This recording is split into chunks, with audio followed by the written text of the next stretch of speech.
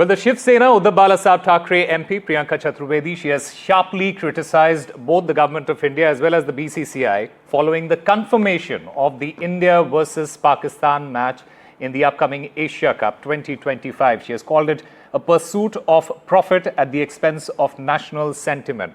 She has in fact described the revenue from the match as not just blood money, but cursed money. She argues that financial considerations are taking precedence over the sacrifices of Indian soldiers. And she joins us live on NDTV at this moment. Priyanka Chaturvedi, thank you very much for speaking with NDTV. My first question to you is, you have called the match revenue blood money. You have also called it cursed money. Firstly, why do you say that? And secondly, what would you say to those people who argue that sports should remain separate from geopolitics? How do you respond to that? I think every part of our engagement on any platform is part of geopolitics and is a direct outcome of our relationship with any other country that we work alongside with. Pakistan has been a bad faith actor. Time and time again, we have faced the consequences of having some kind of an engagement with them. During Operation Sindoor, it was very categorically told to us by the government of India, and there was a cabinet meeting that happened where some decisions were taken. Where very categorically we were told there can be no talk with terror, there can be no trade with terror. Till Pakistan does not mend its way, we will not be engaging with them on any platform. Their news channels were blocked, their influencers were blocked, their actors were blocked, their Twitter handles were blocked, and trade has been blocked, visas have been blocked. Our High Commission in Pakistan, Islamabad, has been reduced to bare minimum. And then we say, okay, Operation, and Prime Minister Narendra Modi ji in the Lok Sabha on the floor of the House in response to Operation Sindoor debate had said that Operation Sindoor is still ongoing. And when a Operation Sindoor is still ongoing, and you have sent members of parliament across political parties to 33 countries to say exactly this, that we will not compromise with terror, then why are we making leeway for sports? Who is green flagging these events? And on what basis? And I call it blood money because it is being played over the blood of those who were victims of the terror attack, those who fought the brave fight during Operation Sindoor, those who took shelling during the shelling that was coming from when India-Pakistan stress or violence was at its peak on the 10th of May. That is blood money, cursed money, because every single Indian, and I speak only on behalf of 1.4 billion Indians who are cursing this entire decision of engaging with Pakistan in this format. And last but not the least, while the Operation Sindoor was ongoing, these very Pakistani cricketers were putting out one of the most obnoxious Instagram stories and putting out the most obnoxious comments about the Operation Sindoor and showing women in a particular manner, especially the victims, the widows of the terror attacks. So I absolutely find it hypocritical that the government of India continues to stay silent and BCCI says let sports be sports and don't involve politics. This is not politics. This is sentiment of 1.4 billion people. And I have been part of the delegation which went to 6 of the 33 countries. And I ask of my government today, we stood united in a fight against terror. We stood united to expose Pakistan worldwide. Then why is it that we are making leeway to Pakistan to play a cricket match for money, for revenues? And I don't buy this excuse that we cannot get out of it, because there is an evidence, there is an absolute record of how in 1991, Pakistan had boycotted the Asia Cup which was being played in India because of the heightened tensions between India and Pakistan. So if Pakistan can boycott a match or a cricket tournament, why can't we? What stops India? And that is my limited question and limited ask. So do you believe that the government of India should intervene directly in the scheduling of such sports tournaments, and should this extend to all sports and not just cricket? So firstly, I do not want government of India to intervene. It should have been BCCI and these hockey tournaments who should have taken this call. Aren't they all part of the Operation Sindoor? Aren't we all part of the Operation Sindoor? Is Operation Sindoor limited to only our armed forces? Is Operation Sindoor only limited to the victims of the terror attacks to suffer in hell? Is Operation Sindoor limited to those who live on the, that share a boundary with Pakistan? Operation Sindoor is a responsibility of every single member citizen of this country. And BCCI, as Indian citizens, as people who are profiteering as a charitable organization which pays zero taxes to the country, should be held accountable. And if BCCI is not doing it, that is when Government of India needs to interfere and say enough is enough. They cannot at no cost play with the sentiments of the country, and there can be no match. I do not want them to intervene in every single sporting event.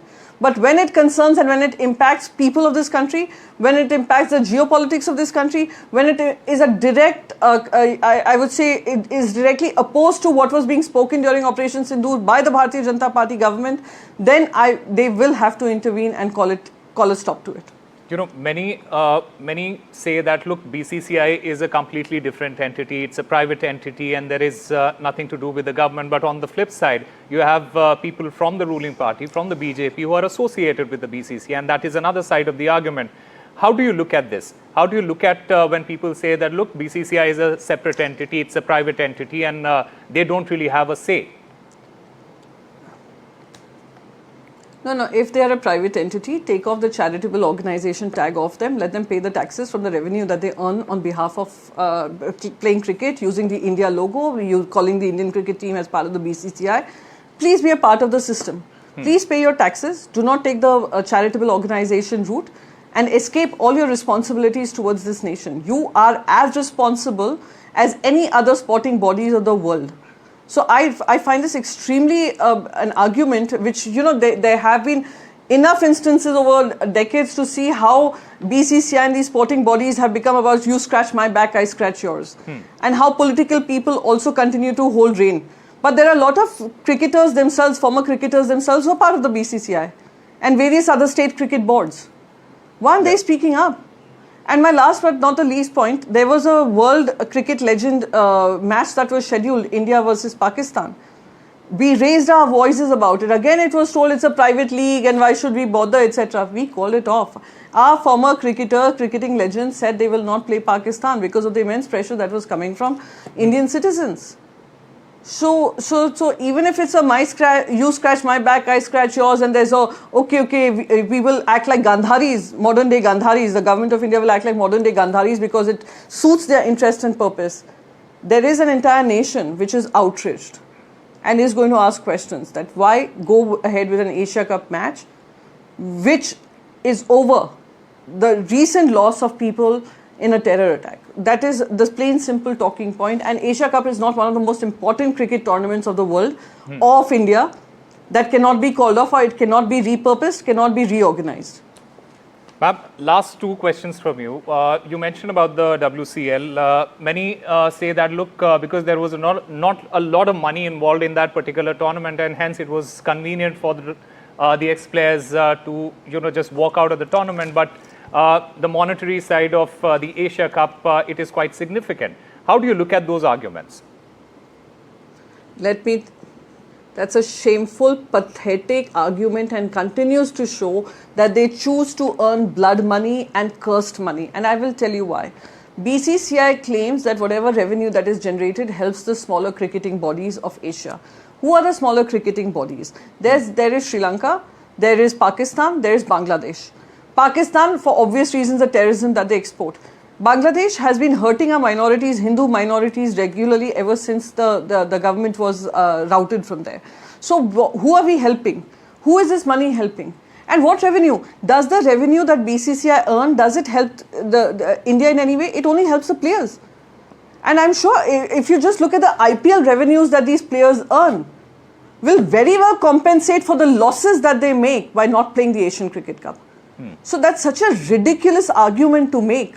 And again, money cannot be above the blood of the Indians that has been taken out because of Pakistan's terror activities.